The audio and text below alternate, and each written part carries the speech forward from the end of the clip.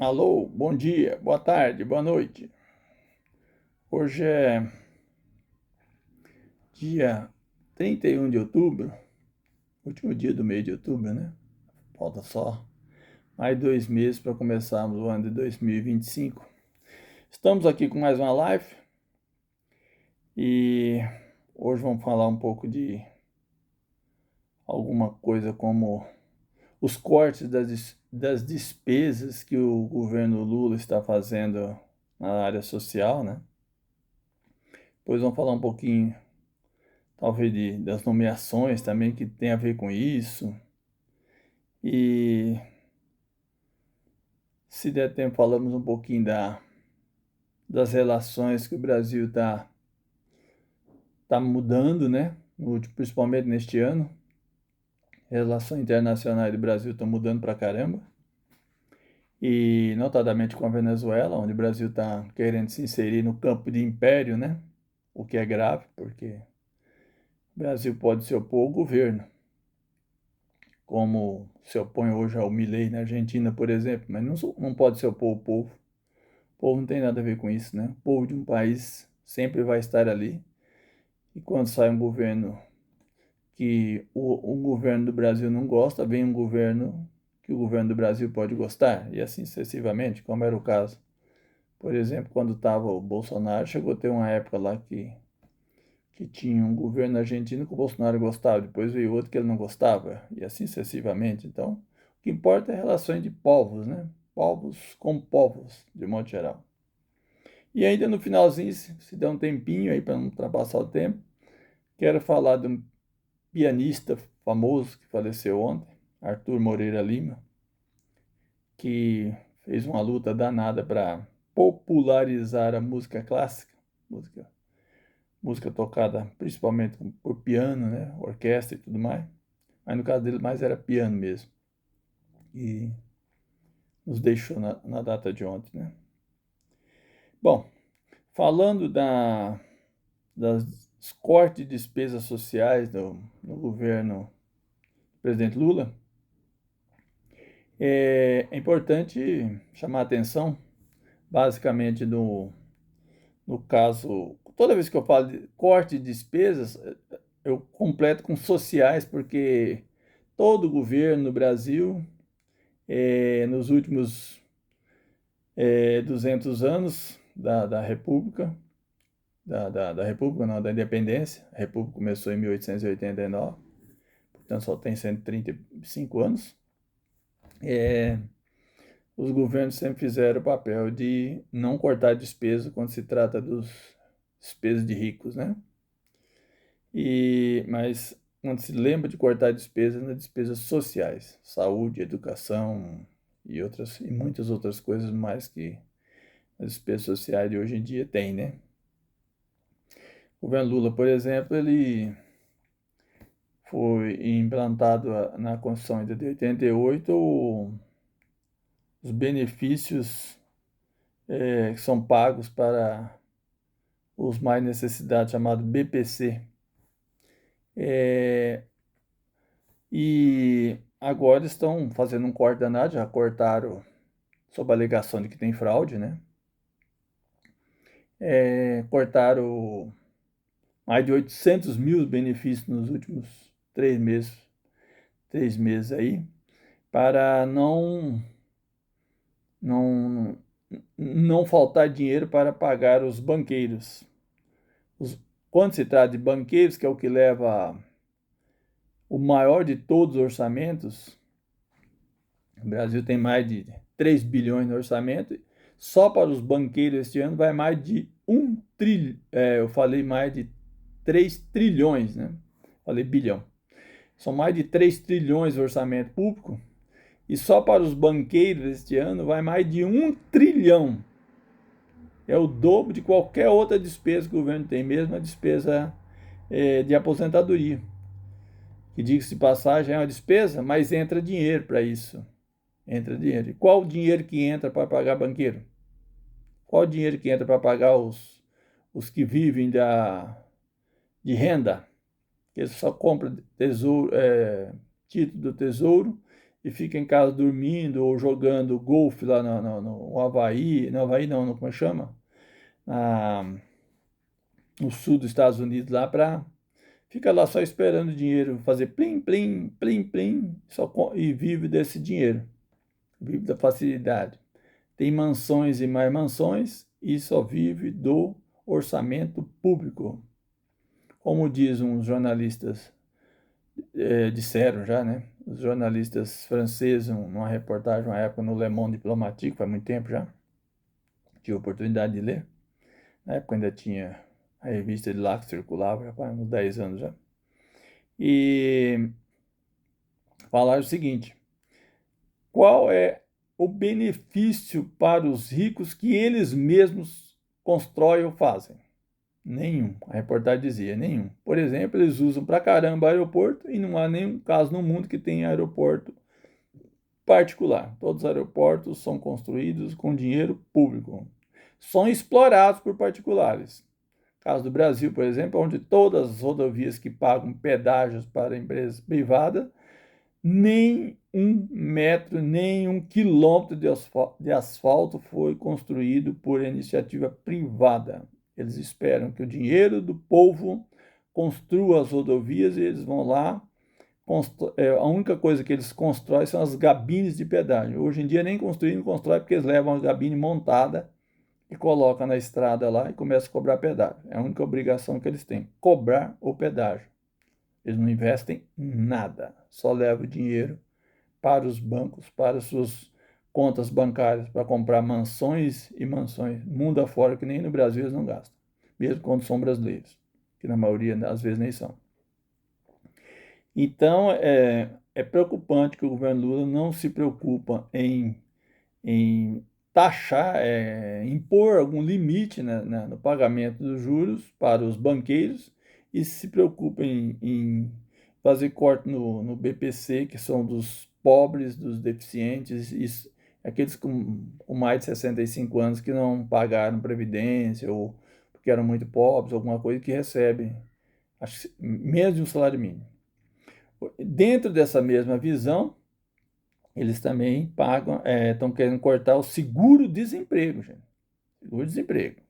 Quem receber os 40% da multa não vai ter mais o seguro-desemprego. Vão descontar do seguro-desemprego os 40% da multa, que são as empresas que pagam. Né? E ainda estão querendo acabar com o piso. Hoje em dia tem um piso, acho que de mínimo para a saúde, para a educação, estão querendo extinguir isso, que daí os governos não têm que ter esse limite mínimo. Um exemplo disso, por exemplo, ontem o governo de São Paulo fez leilão para privatizar, doar, né, as escolas públicas estaduais para que empresas privadas, como é que diz, administrem, usem os professores para dar aulas para as pessoas mais pobres, que são os que estudam nos colégios estaduais, né? Os ricos não estudam no colégio estadual. Paga 8, 10 mil por mês de mensalidade. Na minha profissão eu tenho a oportunidade de ver isso. 6, 7 mil por mês de mensalidade para que seus filhos estudem nos colégios católicos, basicamente, né? A maioria são católicos. E quem estuda nos colégios estaduais são as pessoas que precisam, não têm condições de pagar mensalidade cara, né? E eles estão querendo privatizar.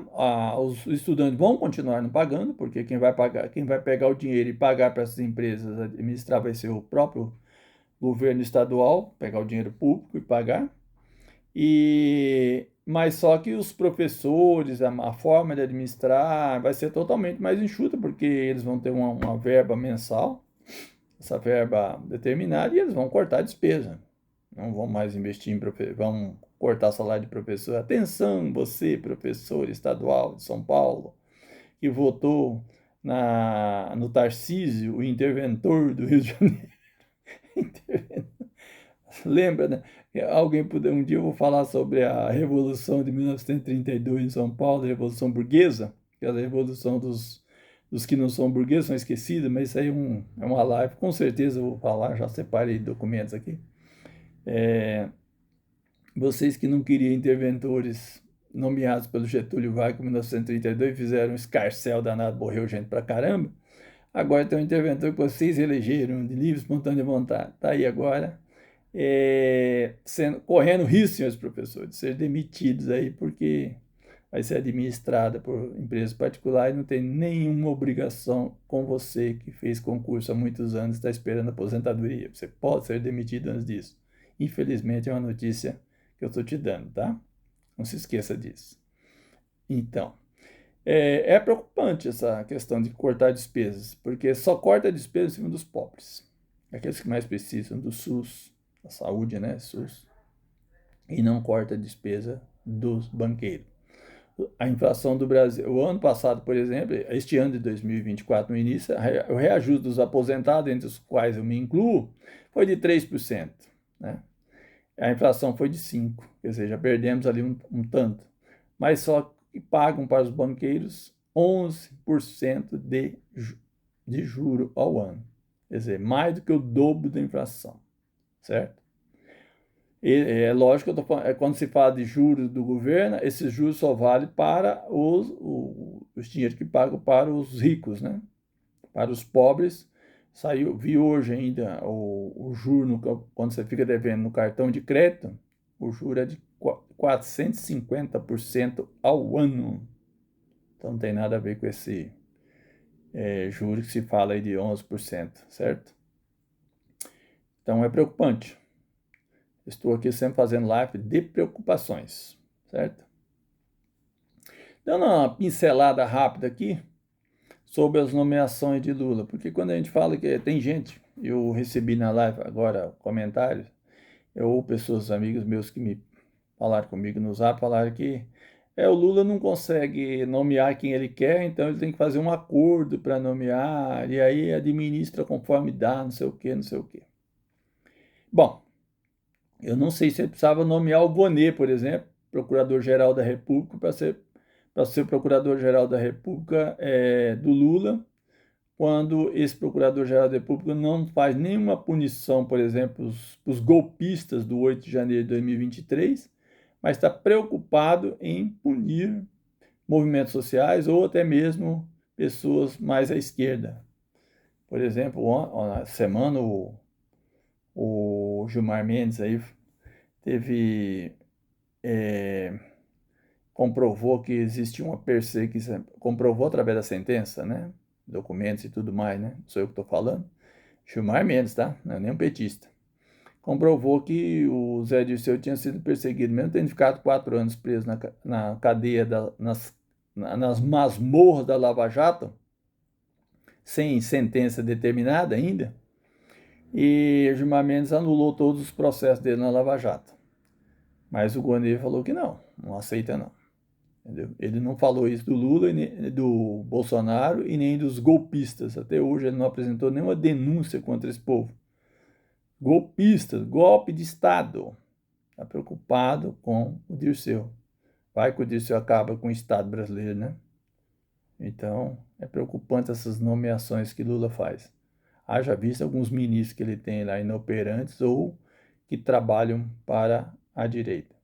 Até o caso, por exemplo, do Mercadante, presidente do BNDES, que só trabalha preocupado nas privatizações. Todos os dias ele empresta dinheiro para que as empresas particulares peguem o dinheiro sem juros para comprar as empresas públicas que estão sendo privatizadas nos estados, Sabesp, não sei o que mais, e são milhares. Todo dia tem. Literalmente, todo dia da semana tem. Hoje mesmo tem negócio de privatização de rodovia em Minas Gerais, que vai de Uberaba a Contagem. Todo dia tem algum tipo de privatização e o BNDES que dá dinheiro para as empresas que vão comprar para pagar a longo prazo. É como se você chegasse sem nem R$1 no bolso, o pobre não tem o direito, mas os ricos não precisam entrar com dinheiro, e fala, eu quero privatizar a rodovia que vai do São Paulo para Bauru, e preciso de dinheiro emprestado para dar aqui um bi para o governo do estado, e depois eu pago a perder de vista. Quer dizer, só o que vai entrar de pedágio dá para pagar e sobra dinheiro, já que não tem investimento nenhum. quando se privatiza uma rodovia, eu falo com conhecimento de causa, o investimento é zero. Só se compra, empresta ou às vezes já está lá as cabines de pedágio, que não custa nada, nada, nada em relação ao valor de privatização. E aí eles começam a cobrar milhões, entram por dia. Milhões, gente. Entra por dia e eles não gastaram nem um real, não investiram nem um centavo. Entendeu? É isso aí. Outra coisa que me chama a atenção, mudando o terceiro assunto, a minha pauta aqui do dia, é sobre as relações do Brasil com outros países. O Brasil tem mudado muito, principalmente com a China, que é seu principal cliente, comprador de soja para porco e soja e milho para porco lá, né? E minério, é o principal cliente do Brasil. Eles compram milho, soja e minério, barro praticamente que vai daqui para lá, só deixa a destruição no solo brasileiro, e vende para nós tudo que é industrializado. Tudo que você tem em cima da minha mesa aqui, em qualquer lugar, tudo veio da China. Inclusive o tripé que eu uso para fazer as lives, como é que diz? O monitor de computador, o celular meu não veio da China, é da Samsung, mas provavelmente, talvez tenha até sido montado na China, não sei. Então, as peças provavelmente, né? Montado talvez no Brasil, mas as peças provavelmente vieram da China. Então, tudo que é industrializado vem da China, mas o que é... Nós aqui para eles só mandamos soja e milho e alguma coisa de carne, aquelas coisas que usam água e terra. Água, tudo é destruição. Então o Brasil, mas mesmo assim o Brasil está tendo uma relação meio ambígua com a China, agora principalmente 12 meses para cá. Não está mais adotando a tal da rota que a China queria fazer para construir infraestrutura no Brasil, para poder fazer mais exploração, tudo bem, mas pelo menos ia construir, porque Estados Unidos explora aqui e não constrói nada, né? Os países da Europa, os países do Atlântico que a gente fala, né? Aqueles que tomam banho no Atlântico dentro do próprio território, nós também tomamos. E então o Brasil está meio que se distanciando, ficando ao lado dos Estados Unidos. Tudo bem, vale a preocupação, até porque os Estados Unidos está prometendo que vai guerrear com a China. Esse é o objetivo dele. Está preparando o território para guerrear com a China, mesmo a China não falando para ele que está com raiva dele, nem nada, mas ele quer guerrear, não gosta de ver. Está com ciúme de ver a China grande, China potente, rivalizando com ele, comprando, tem dinheiro. Não quer. É uma versão estadunidense. Estados Unidos não quer que ninguém do mundo, em qualquer lugar do mundo, não dê bênção para ele e passe na frente dele, principalmente de forma de armas, né? Principalmente com poderio bélico, como é o caso da China, principalmente da Rússia e da China. A Rússia belicamente e a China belicamente e economicamente, né? Com poder de investimento e tudo mais. Então, dentro dessa mesma teoria, agora o Brasil cismou de implicar com a Venezuela.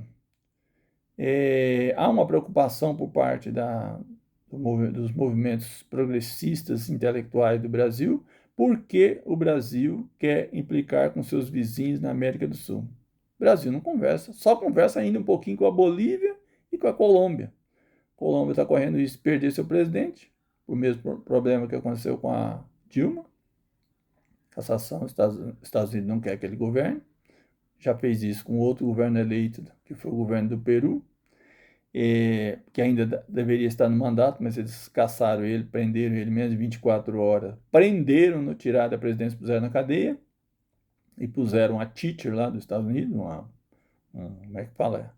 Aqueles bonecos de ventrículo, fica fazendo o que o dono dele manda, né? E é preocupante que o Brasil tenha essa preocupação só porque eu não gosto de um governo. Eu não gosto do Milei, estou contra o Milei. Não gosto do Maduro, que são forças ideológicas diferentes, né? Mas você não pode pensar no seu vizinho. Afinal, a Venezuela, na pandemia, ela não gostava do Bolsonaro. Implicância total com o Bolsonaro, mais o Bolsonaro com eles. mas mesmo assim eles forneciam energia, principalmente petróleo, para Roraima, e quando a Manaus ficou sem oxigênio, aquela vez que morreu gente pra caramba lá, que ninguém sabe até hoje quantos morreram, porque metade morreu por outros motivos, né, oficialmente, ela prontamente mandou oxigênio para Manaus. Ela não se preocupou que ela não gostava do governo Bolsonaro, ela mandou. O que importa é o povo que está morrendo, o povo do Brasil, nossos irmãos. É, é, assim, é estranho porque exatamente na Venezuela existia o tal de Simão Bolívar, 200 anos, e ele pensava exatamente numa América unida, uma América totalmente unida. Nós somos amarrados pela mesma força, pela mesma opressão. Nós éramos oprimidos pela Península Ibérica, da Península Ibérica passamos a ser oprimidos pelo Império Britânico, e do Império Britânico entregaram o cordão da exploração e da humilhação para o Império Estadunidense, que é o que manda atualmente. Aqui ninguém vai no banheiro se os Estados Unidos não quiser. Aqui ninguém conversa num celular sem que os Estados Unidos saiba tudo que eu estou falando, ainda que eu estiver deitado na cama fazendo sexo com a minha esposa, eles sabem que isso está acontecendo.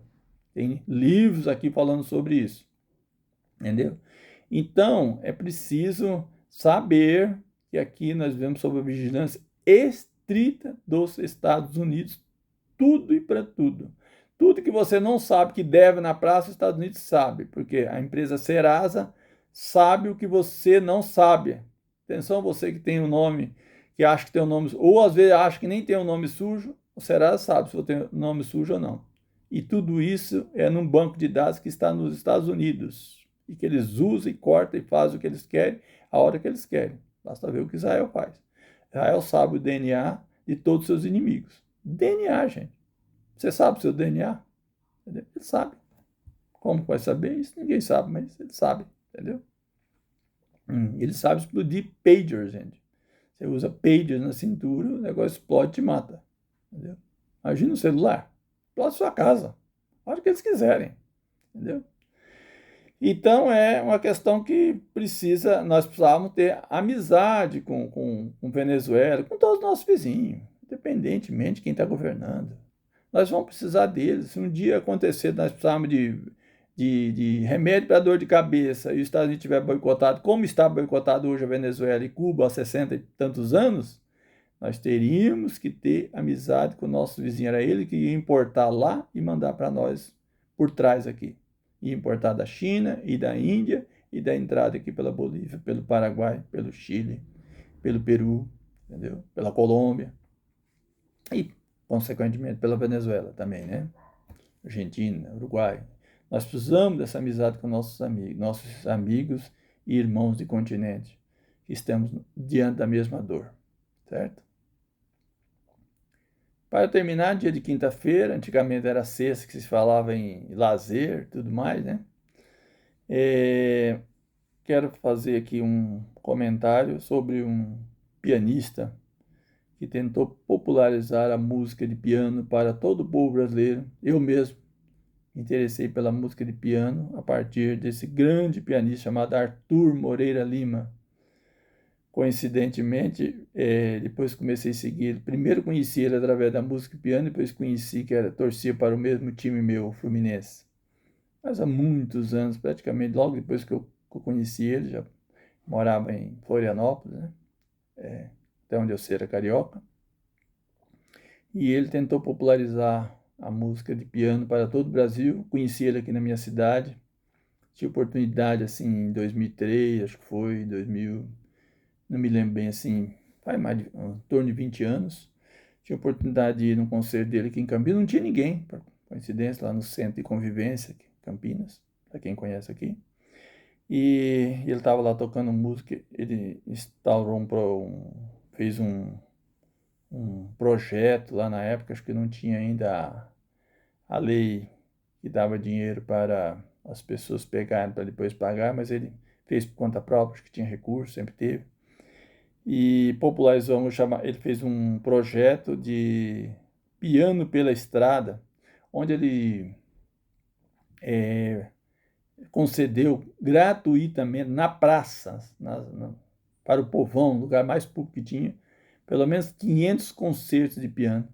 Popularizou, sempre tentou fazer essa música, a música clássica, se tornar popular. Ele sempre dizia que o povo tem o direito de ter cultura, tem o direito de conhecer o que é bom. E é bom mesmo, a música é suave. Quem ouve piano ou música clássica, não tem ninguém, por mais que não tenha ouvido ainda, que não goste desse tipo de música, né? É uma música que fala na sua alma, não precisa ter voz, né? Mesmo que seja lei como eu, que não entende nota musical nenhuma, né? Mas não sei porquê, sempre passei a gostar. Já gostava um pouquinho, tinha ouvido, mas não tinha muito interesse. Tinha na época, alguns LPs em casa, ouvia de vez em quando. Aí passei a me interessar pela, pela, pelo projeto que ele tinha, né? Do Piano pela Estrada.